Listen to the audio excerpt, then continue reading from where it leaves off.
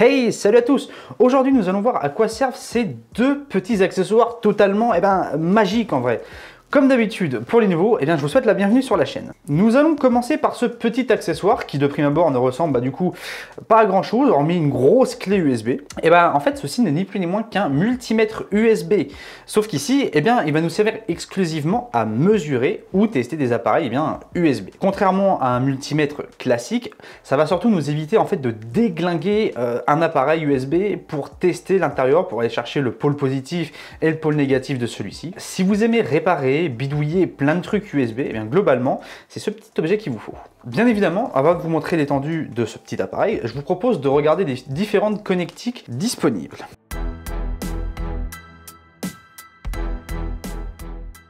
À l'avant, nous avons un USB-A classique, c'est par ici que l'on branche le multimètre USB pour l'alimenter. Au-dessus, nous avons un micro USB qui sert lui aussi d'alimentation.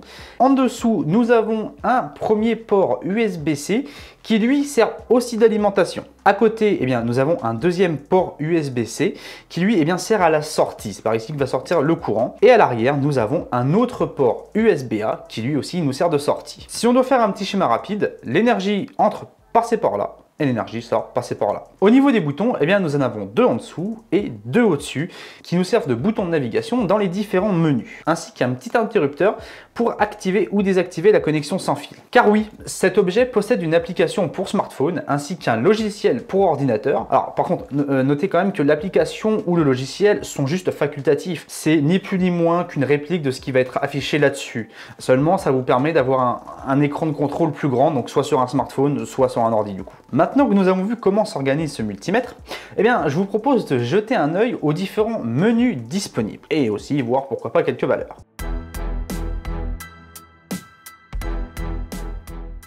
Sur l'onglet principal, vous avez ici écrit en vert la tension. En bleu turquoise, l'intensité. Juste au-dessus de la ligne rouge, les milliampères-heure. La petite ligne jaune indique les milliwattheures. Juste à côté, en blanc, vous avez les watts. Au-dessus des watts, la résistance en ohm et encore au-dessus, le groupe.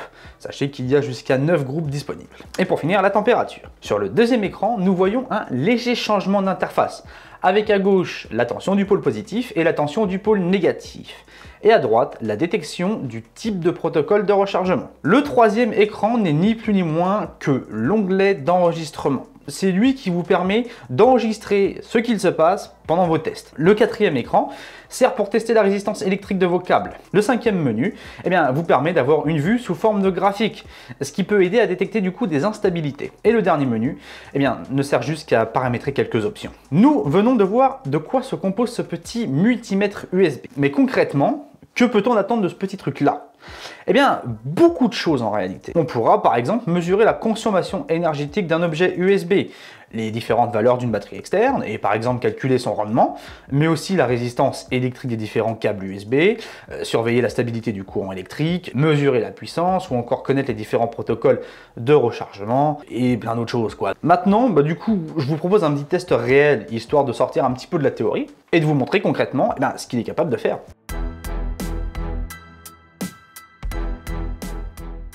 Pour ce premier test, nous allons commencer par un petit test de consommation énergétique classique.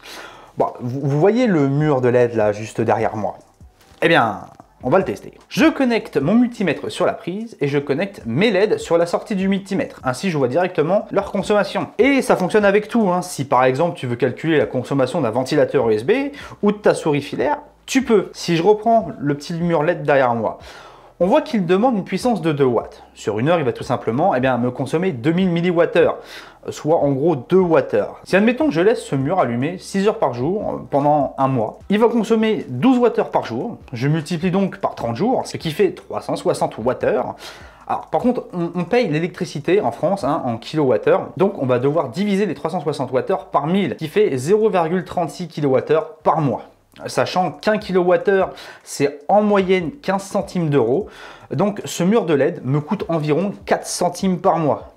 Ce qui donc au bout d'un an m'aura coûté même pas 50 centimes ou un petit peu plus de 50 centimes. Alors je sais que certains vont me dire, tant calcul, pas tout à fait exact là. Faut toujours que vous veniez foutre votre merde.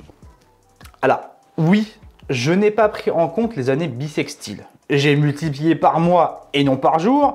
J'ai pas pris en compte le rendement du chargeur. Et en plus de ça, selon le fournisseur d'énergie, ça peut changer. En plus de ça, si on prend les horaires de nuit et les horaires de jour, bref, au bout d'un moment, faut savoir s'arrêter. Mais au moins, vous avez une bonne base. Et si vous voulez avoir des valeurs plus précises, rien ne vous empêche de le faire et de prendre tous les paramètres en compte. Maintenant, pour aller un petit peu plus loin dans le test de ce multimètre, je vais devoir vous parler d'un autre objet.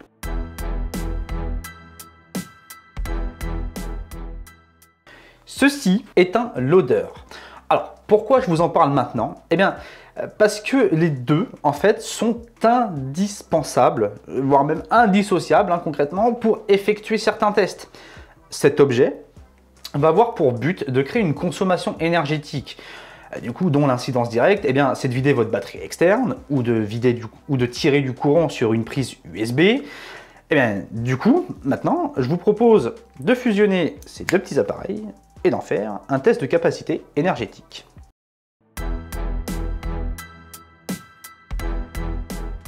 Pour ceci, nous allons commencer par un test de capacité utile. Ici, ce que je cherche à savoir, c'est le nombre de watts-heure que va me donner ma batterie externe, ou que va me donner par exemple une alimentation secteur USB.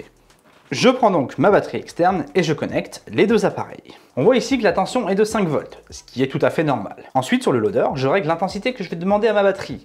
Donc là, je le règle sur 3 ampères. Alors, je fais rapidement une mini parenthèse.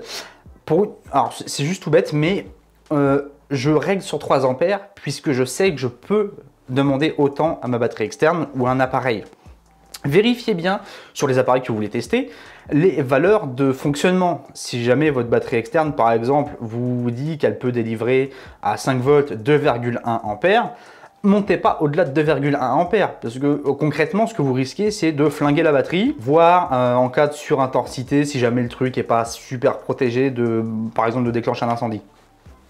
Voilà, donc on fait gaffe aux valeurs, c'est de l'électricité, je ne vais pas faire un cours de morale sur l'électricité, ou attention machin, non, juste on fait attention aux valeurs qui sont annoncées par les constructeurs pour éviter de dépasser celles-ci, ça pourrait en causer des problèmes, voilà, tout simplement. Je vais sur le 3e onglet, le test a commencé au moment de l'allumage, et maintenant il n'a plus qu'à attendre, et une fois que la batterie externe sera complètement vide, j'aurai ma valeur capacitaire utile. Et à l'inverse, on peut faire le test pour connaître la capacité totale de la batterie externe. Sauf qu'ici, pas besoin du loader. En fait, électriquement, c'est le même schéma que pour le test de la consommation.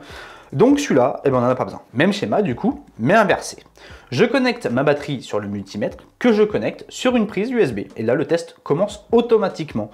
Nous voyons le voltage, le nombre d'ampères qu'absorbe notre batterie externe. Sur le 3e onglet, nous voyons bien seconde par seconde ce qu'elle absorbe.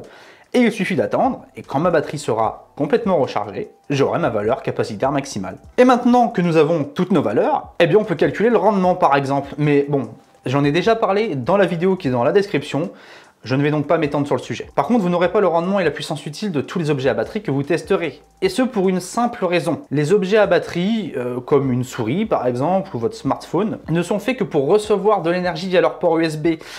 Pas pour la restituer. La seule valeur que vous pourrez obtenir, c'est la capacité totale de la batterie. Et à la limite, pourquoi pas, son coût par rechargement. Si on veut vraiment aller plus loin, il faudra en fait démonter la souris, tester la batterie séparément pour en avoir les mesures et se connecter directement au pôle positif et négatif du circuit électronique de la souris pour connaître sa consommation énergétique. Bon après, on est d'accord, pour le grand public, il n'y a pas un intérêt énorme à le faire. Les seuls qui devraient le faire, c'est les testeurs, pour vous informer, ou les bidouilleurs qui aiment bien bidouiller. Un des autres avantages de ce petit appareil, c'est de forcer l'activation de certains protocoles de rechargement, grâce à sa fonction trigger.